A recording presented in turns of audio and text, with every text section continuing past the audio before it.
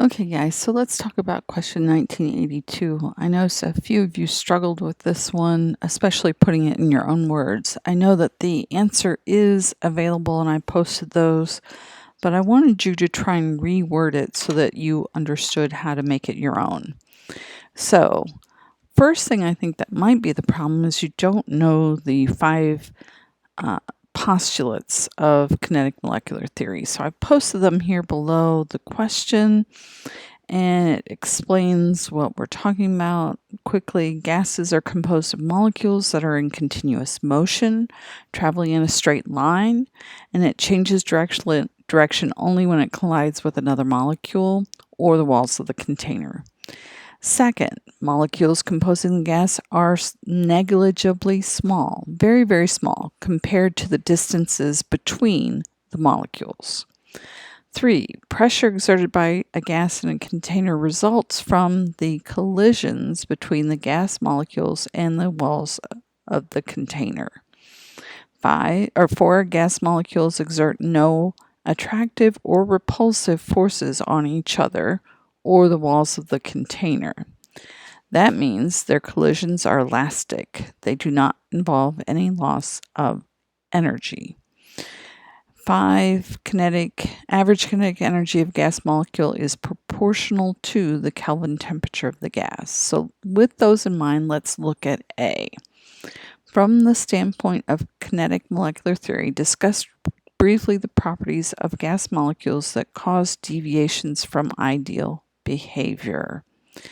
So, I would say the first thing I would want to say is that real molecules have a volume, and that volume is not necessarily negligible. So, some of the volume from the molecule, and some volume, my email keeps going off. Real molecules have a finite volume, and therefore some of the volume, as we compress it, will cause those molecules to become very close together. Secondly, real molecules, especially things that are polar, will have an attractive force, causing the collisions with the wall of the containers to be less, and that would cause the pressure to be lower. This is even true with things that only have LDFs. Part B.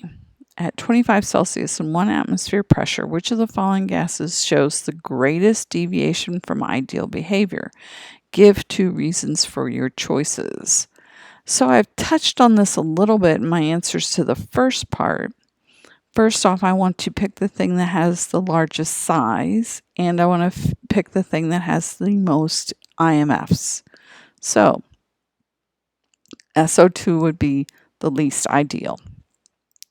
It has the largest volume, and it has the most intermolecular forces. It has both van der Waals and dipole interactions. C. Real gases approach ideality, become more ideal, at low pressure and high temperature, or both. Explain this observation.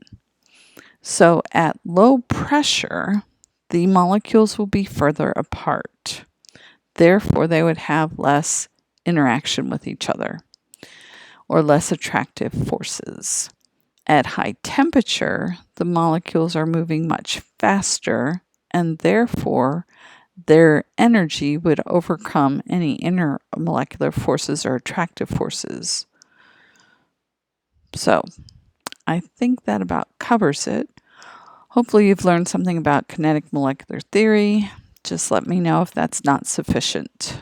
Thanks.